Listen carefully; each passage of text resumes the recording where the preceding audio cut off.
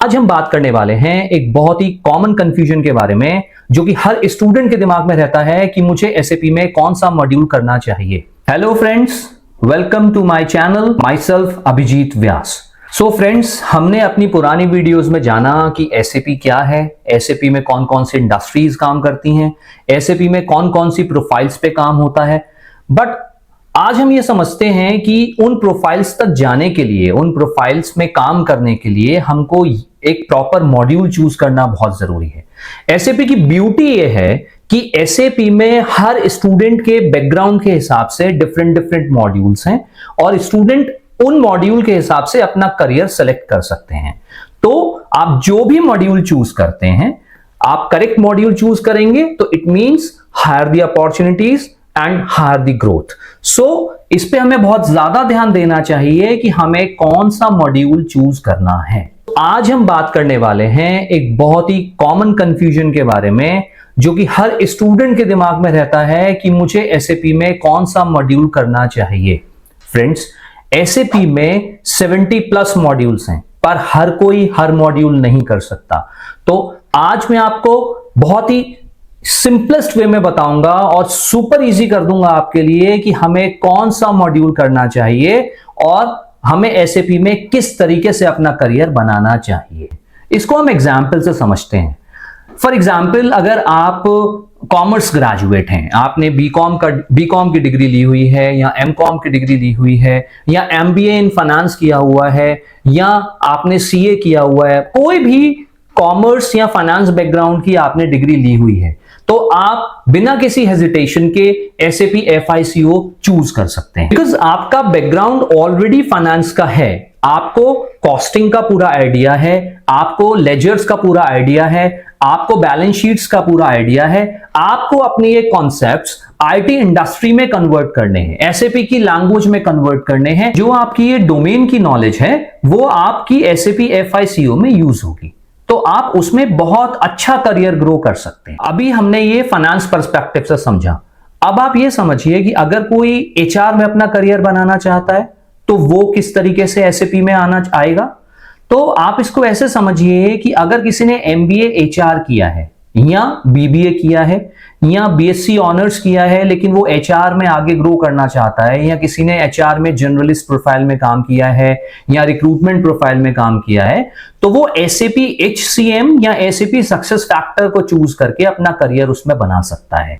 अब अगर किसी ने एमबीए सेल्स एंड मार्केटिंग में किया है, किसी ने एमबीए ऑपरेशंस में किया है, या किसी ने नॉर्मल बीए किया है बट सेल्स एंड मार्केटिंग में जॉब किया है, किसी ने बीबीए किया है बट वो उसने ऑपरेशंस में या शॉप फ्लोर पे काम किया है, तो वो एसएपी सप्लाई चेन मैनेजमेंट के डिफरेंट डिफरेंट मॉड्यूल्स को चूज करके अपना करियर एसएपी में बना सकते हैं। जैसे किसी ने अगर सेल्स एंड मार्केटिंग में एमबीए किया है तो वो एसएपी में सेल्स एंड डिस्ट्रीब्यूशन को चूज कर सकता है। किसी ने अगर एमबीए ऑपरेशंस में किया है तो वो एसएपी मटेरियल मैनेजमेंट या एसएपी प्रोडक्शन एंड प्लानिंग को चूज कर सकता है। किसी ने वेयरहाउस मैनेजमेंट में काम किया है तो वो एसएपी में एक्सटेंडेड वेयरहाउस मैनेजमेंट या वेयरहाउस मैनेजमेंट को चूज कर सकता है। किसी ने प्लांट में काम किया है या मशीन्स की मेंटेनेंस में काम किया है तो वो प्लांट एंड मेंटेनेंस को चूज करके एसएपी में अपना करियर बना सकता है। अभी तक हमने सारी फंक्शनल प्रोफाइल्स के बारे में बात की। अब हम थोड़ा सा टेक्निकल प्रोफाइल्स के बारे में बात करते हैं। जो टेक्निकल ग्रेजुएट्स हैं या जो स्टूडेंट्स बीटेक हैं, बीई हैं, एमसीए हैं या कंप्यूटर साइंस में उन्होंने एमएससी किया है, तो वो लोग एसएपी में कोडिंग में जा सकते हैं। लाइक एसएपी की एक प्रोग्रामिंग लैंग्वेज होती है ABAP, which is exactly called as ABAP. So ABAP में आप अपना करियर चूज कर सकते हैं। जो लोग कोडिंग में नहीं जाना चाहते, प्रोग्रामिंग में नहीं जाना चाहते, वो नेटवर्क में या सिक्योरिटी में अपना करियर चूज कर सकते हैं, जो कि एक प्रोफाइल है एसएपी में, एसएपी बेसिस, BASIS। कुछ लोग डेटा एनालिटिक्स में भी अपना करियर बना सकते हैं, जाने की सोचते हैं तो वो उसमें भी बना सकते हैं। SAP BI BW module choose कर सकते हैं एंड उसमें आगे ग्रो कर सकते हैं। सो ये जो पॉइंट हैं ये सारे टेक्निकल प्रोफाइल से रिलेटेड पॉइंट्स हैं, और आप टेक्निकल अगर आप ग्रेजुएट हैं तो इन मॉड्यूल्स को चूज करके अपना करियर उसमें ग्रो कर सकते हैं। सो फ्रेंड्स, मैं आपको 3 बहुत सिंपल टिप्स देता हूं जिससे आपको मॉड्यूल चूज करना बहुत इजी हो जाएगा। नंबर 1, आप जो भी मॉड्यूल एसएपी में चूज करें अपने एकेडमिक बैकग्राउंड के हिसाब से चूज करें।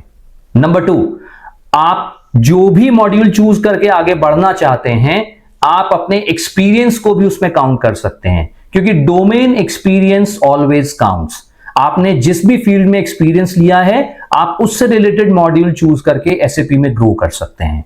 नंबर 3, आप अपने इंटरेस्ट के हिसाब से एसएपी में मॉड्यूल चूज कर सकते हैं।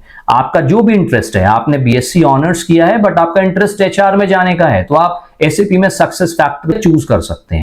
अगर आप राइट मॉड्यूल चूज करते हैं तो आपका करियर, बिलीव मी, आपका करियर 10x के हिसाब से ग्रो कर सकता है इनटू एसएपी। तो आई होप अब आपको क्लियर हो गया होगा कि कौन से बैकग्राउंड के हिसाब से कौन सा मॉड्यूल हमें चूज करना चाहिए। But still you are confused, अभी भी थोड़ा सा पसोपेश में है, अभी भी थोड़ा सा कंफ्यूजन है कि कौन सा मॉड्यूल चूज करें, कुछ समझ नहीं आ रहा, just call me, no problem, I am just one call away. आपको अगर वीडियो पसंद आया आप लाइक करें, सब्सक्राइब करें, कमेंट कीजिए। कमेंट में आप मुझे अपना नंबर भी शेयर कर सकते हैं, हम आपसे पर्सनली कनेक्ट करेंगे। तब तक के लिए थैंक यू सो मच। हम नेक्स्ट वीडियो में फिर से मिलेंगे।